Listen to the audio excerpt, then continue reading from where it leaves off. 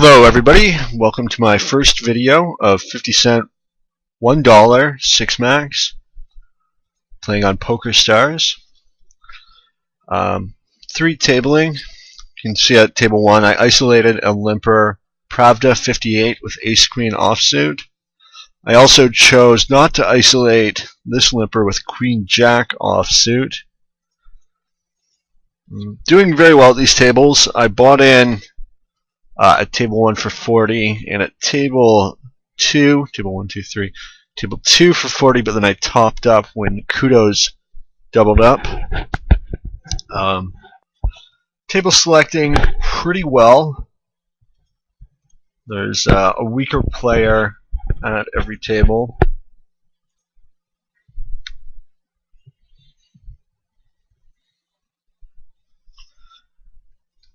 And kudos called this blind versus blind all in pretty quickly. King, queen.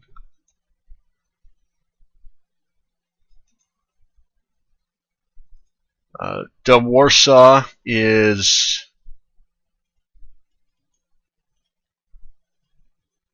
$16 tabling, probably in pursuit of Supernova Elite.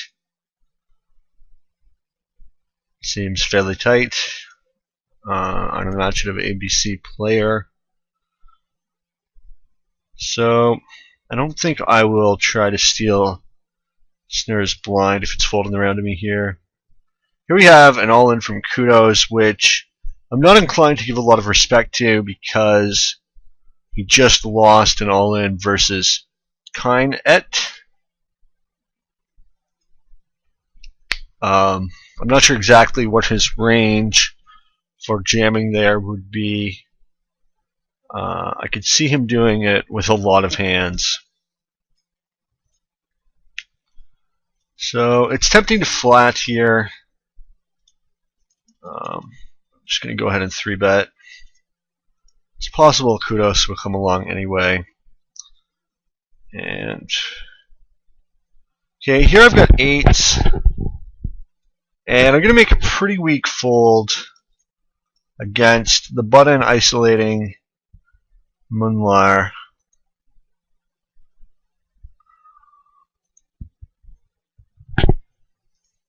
I think I could see a flop there. I'm kind of short, so here I've got queen jack suited, and against a first in raise, just fold. So as you can see, I'm playing a very, very tight, nitty style of play. I've just moved up to 50 cent a dollar from 25 cent, 50 cent. And I think I might be playing slightly too tight. But I'm alright with that. I mean, you really can't afford to give up any positive expectation spots because this is going to increase your risk of ruin, decrease your win rate, and increase your negative flux. But I'm more than willing to pass up, marginal break-even spots that may allow you to show theoretically some greater profit with other hands because of metagame.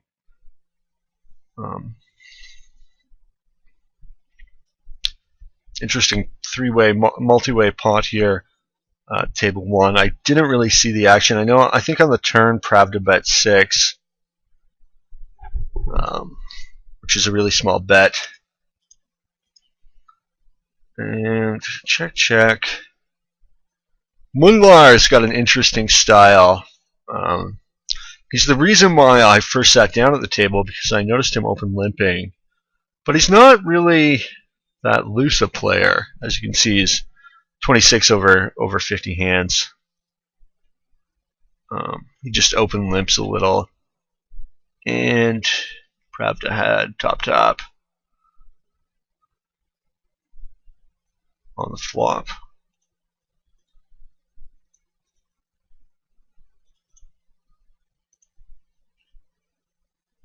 Kudos open limping 9 high. No surprise there. I like to pay attention whenever there's a showdown at my tables, because often I'll miss the hand, I'll be focused on another hand, and I find you really get a lot of information at showdown. And showdowns are so infrequent. So this guy's fairly nitty, over 49 hands, so I will try to steal his blind. I should actually, a friend suggested that to me today. I'm going to add steal stats. Steal stats and full to steal.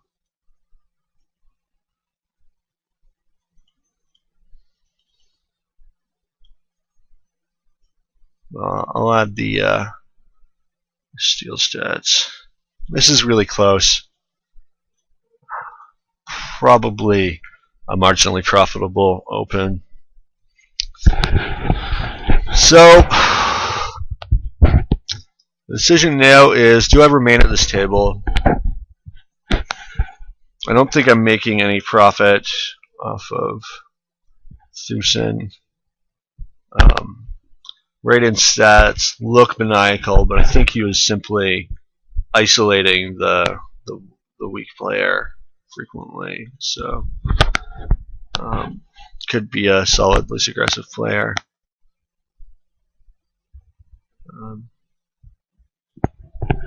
Now Munlar might be in the category of weak tight.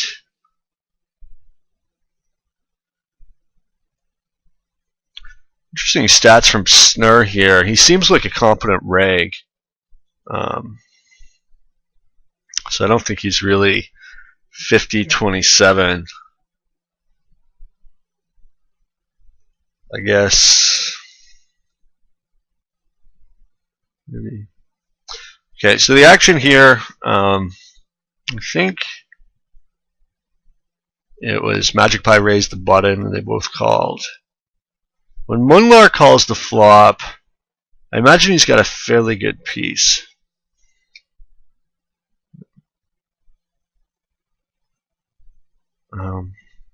Here, Alonso top, with only a 20% attempt to steal. Oh, okay, yeah, he's not 15. That's a really bad spot for it. That's the attempt to steal. Excuse me. Possible to move this. There we go. Perfect. So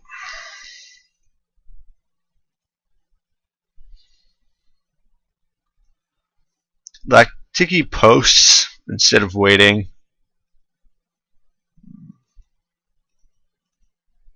It's often the sign of a weaker player. Buys in for the minimum and then check raises all in. Obviously I'm ecstatic to call this. It's his first hand at the table. And I have a rock crusher.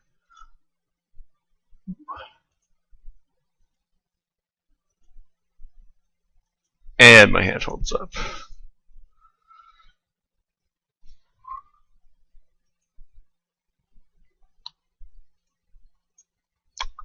So that was very welcome. Kudos, you see here, doubles up. Going all in pre with Jack 9 offsuit. Putting the what is this? Let's find out.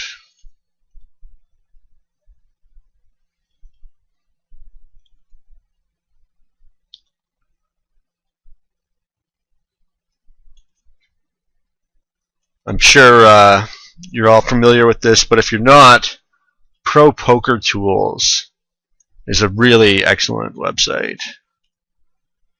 Let's see what sort of equity. 35 to 64. 35.5 to 64.5. So significant equity edge for Santos. So here Santos opens and Kudos 3 bets. And I don't think he's got as weak as Jack High again. He's 20% 3-bet over a very small sample, 50 hands. And Santos gives respect to the raise. I think because he just doubled up, he's... Okay, here we've got a short stack opening 2.5 times. And I think I will check raise if I flop a set. Unless Mia comes in. I gotta get 3-bet off my hand. I still think the call's fine. Almost closing the action. Getting 2.5 to 1. 2.5. Better than 2.5 to 1.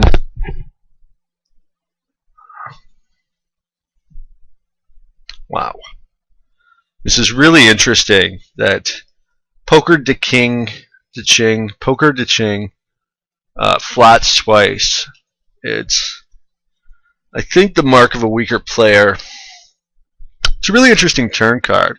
So, Kindhat raised, Poker de Ching flat, I called. Mia re-raised. Then, Kindhat folded, he flatted. I'm going to see like queens, kings, jacks. And the king's probably got like 10s. And he's got 7s. So, pretty weak play calling the re-raise with 7s there. And I guess, you put Mia on ace-king. And there are a lot more combos of ace-king. There's 6 combos of queens, 16, I think, combos, or 12 combos of king. So here I've got ace-9 of clubs, and it's got to be an open. I think I'll sit out here as well. Chrysler is a bit of a weaker player, but not by much. Just, open limps a few hands. And, even if I was making anything off him, which is not at all certain, it's probably not even enough to cover the rake.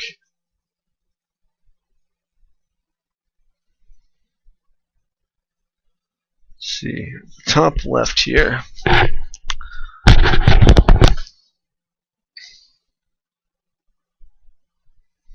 Raden's looking fairly loose over a very small sample size, but I'm inclined to disbelieve that, or maybe he's a solid leg.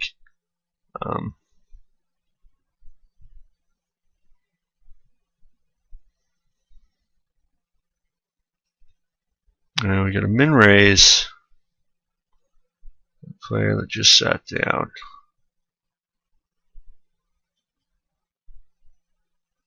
Sat down, big blind, folded his small blind, called a raise, and min raised. I think this could have been a fold. So, flop middle pair, top kicker, and a backdoor nut flush draw. This gets checked to an aggressive button. That's 2/3 the pot, and I call again. So, I really don't like my play so far. It's been fairly weak, passive. I'm probably going to have to call the river again. Raden could have a queen.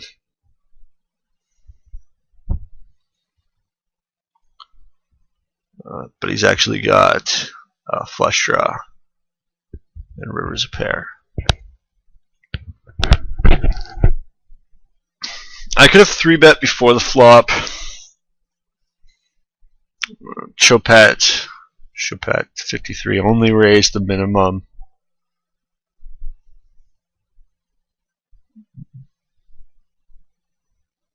Although I think I probably have to fold to a 4-bet.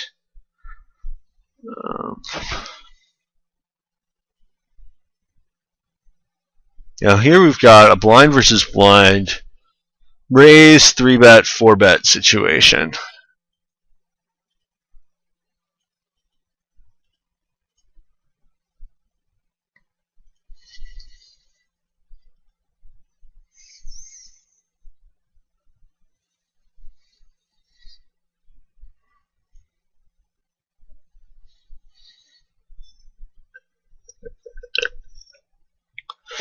Kudos opens first in, $3.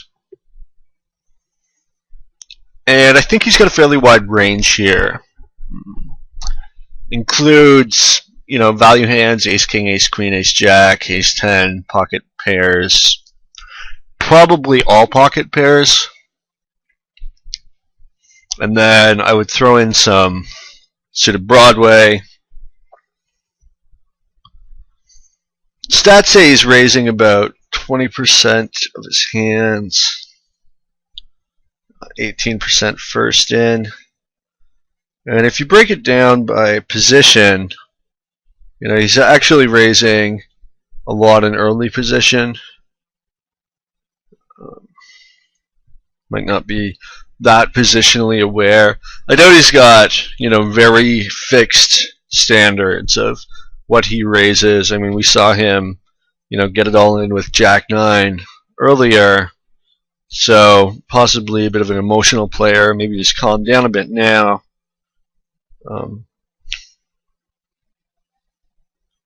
Although you also have to account that he's limping some of his range. So in that sense, his raise might even be a little stronger because of that. Because a player who's got like Mia here, who's 29 VPIP and 29 PR. Any weak hands they're playing, they're raising with. But Kudos, with 4620 can be limping some weak hands, some marginal hands, and raising, mostly stronger hands. So Kleinet's attempt to steal is 7 out of 10. I think in no small part to me being this big blind. And I want a 3-bet to teach him a lesson, but I want to be careful. I don't want to do it at the wrong time.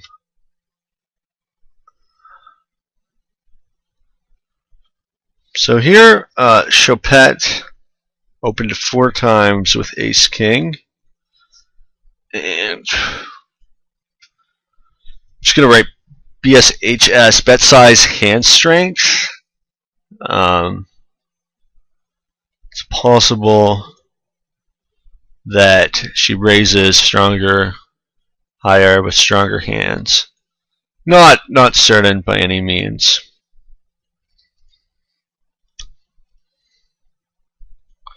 Santos has a fairly high 3-bet over an insignificant sample. My hand's really weak. Probably close to the bottom of my range, even though I'm opening the button. I'm not looking to get in any fights with the regs, just trying to value town Kudos and get the hell out of here. My top left table,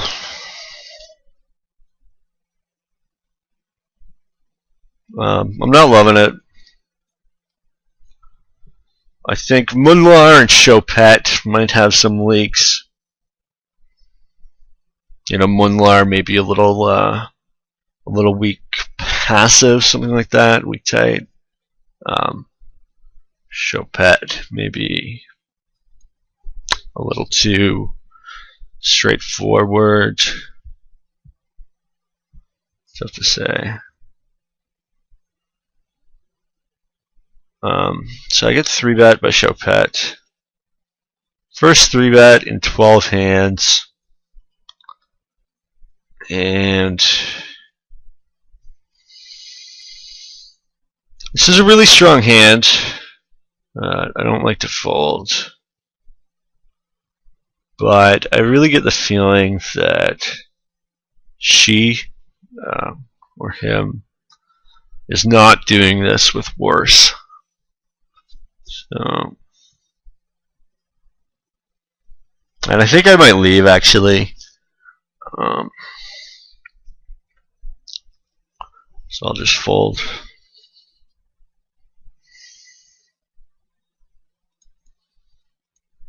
Open nines first in. And I get 3-bet again. Call 3-bet 0, fold 3-bet 101. And I leave. Why y'all picking on me?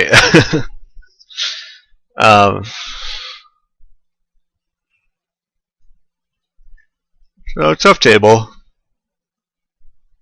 I did pretty well there though. And maybe I could have left even before those hands after the rack player left. But I could have 4-bet the nines or the ace queen, but I'm risking a lot there. If I'm stacking off, like it's a tough spot to really stack off unless you're against very aggressive opponents, and I don't want to get it in as a massive equity dog.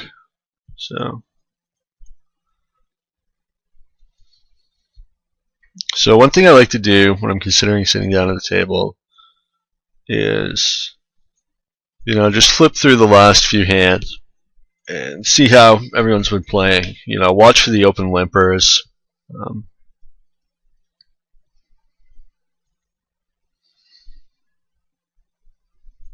think these guys are all regs. Rustling.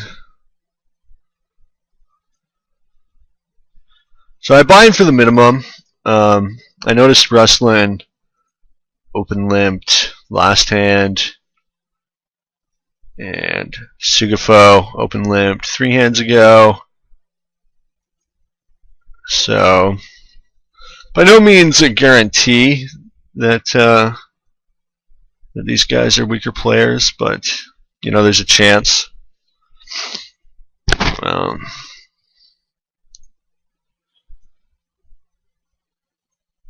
They've got half stacks, which is often an indication of more recreational type player.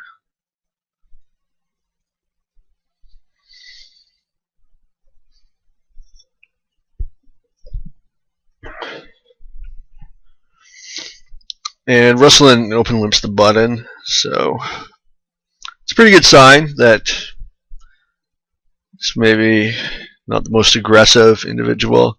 Though he did raise the flop in the last hand. I like just two-tabling. It really gives you an opportunity to observe what's going on, watch how people are playing, and plan accordingly. So the last hand, Kudos min-raised the small blind with ace-2, and then check the flop with initiative out of position when he hit top pair. Just min-bet the turn, valued the river. And he got paid off for middle pair. So that was a deceptive flop check. Now, I'm definitely going to play, I think I'll 3-bet. Kindhat's been opening a lot. Now, one problem is poker dead ching flatted in this spot earlier against him. But also with the additional money, I'm getting, there's more argument towards 3-betting. So I guess I've got some stats on Sugafo from earlier. And one nice thing about buying in short is I can 3-bet get it in a lot more comfortably against steel raise. So I don't really have to worry about the 4-bet so much. And I just 3-bet this guy at another table, so it's great. The cold 4-bet, wow. I'm still gonna call.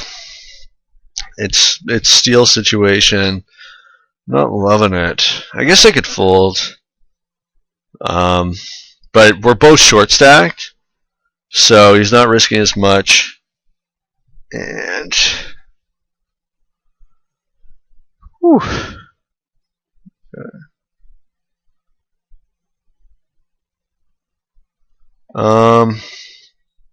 Know anything with this guy? I'm gonna call. He's got 10s. And I nit rolled him. I knew I was gonna call anyway, but oh, and he hits it right away. And boy, am I glad I didn't buy in full. Although who knows, maybe he gets away from it. But so that's fine. I think his play is all right there. You know, it's a button steal re-steal situation, and you know we're both short.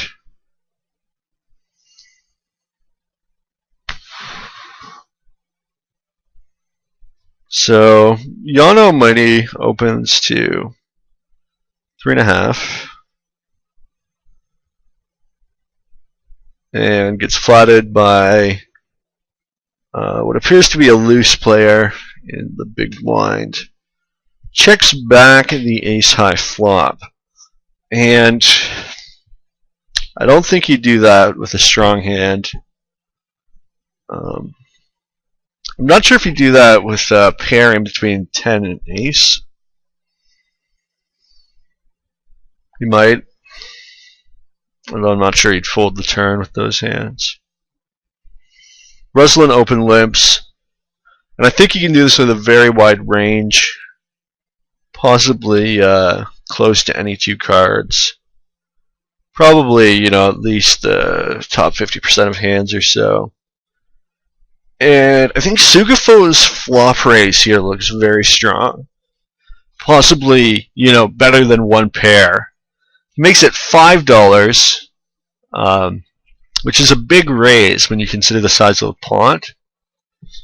So, a lot of the hands that make, well, every hand that makes 2 pair you think would raise before the flop.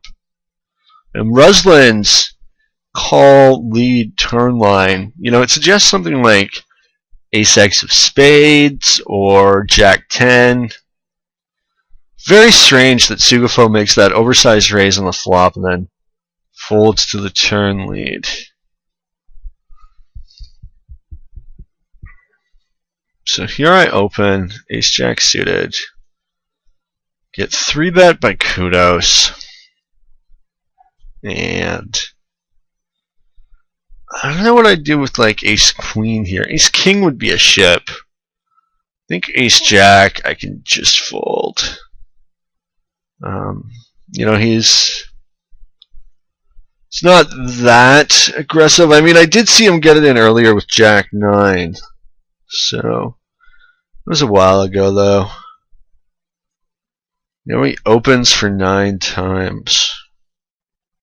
It's just a very bizarre play. Maybe he's upset he didn't get action on his last hand.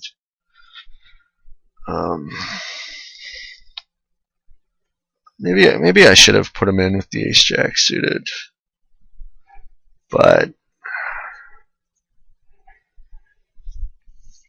I don't know. I think there's a good chance I was dominated there.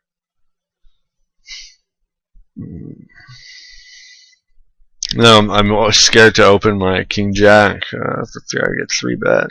There's really a lot of 3-betting in these games, you know, more so than in the 50 no limit games.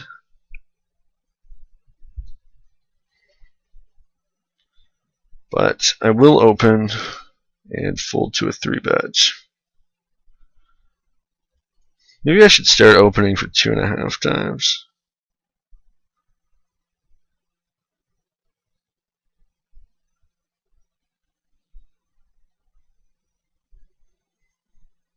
And I think if I had something like, yeah, I could 3-bet again. And I mean, I'm opening such a tight range to begin with. I don't know if I just need to start 4-betting lighter, or even tighten up my opening range even more. It's very frustrating to get 3-bet so frequently.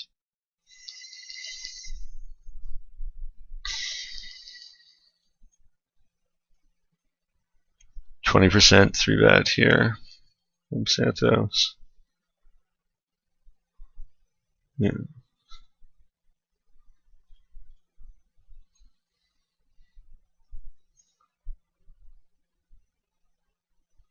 So here, Mia opens, Kudos flats in position, and Mia just checks the 9-7-4 board.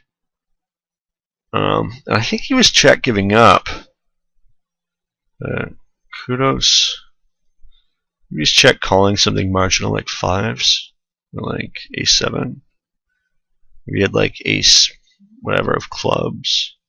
Ace 10, Jack 10.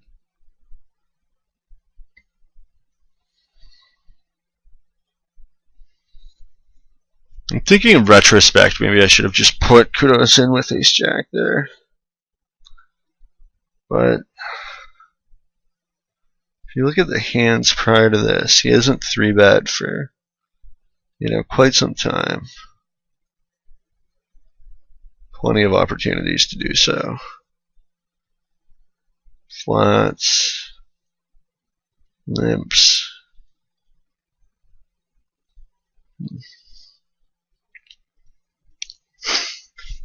Definitely some really interesting spots here.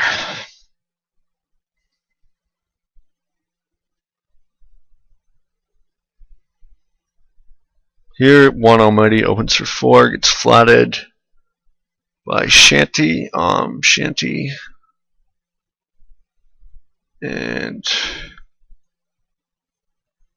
the mad Russian leaves.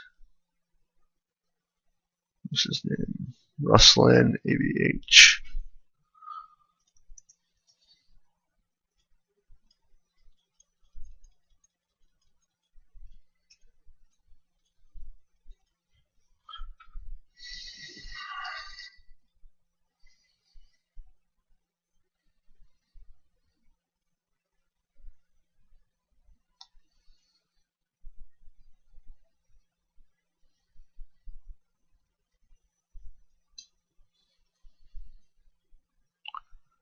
So I think I'll just leave this table. And I guess I'll end the video there. So thank you for watching, and please don't hesitate to post your comments. Let me know, if there's spots where I'm playing too tight, missing value, comments, criticisms. Everything is appreciated. Thank you.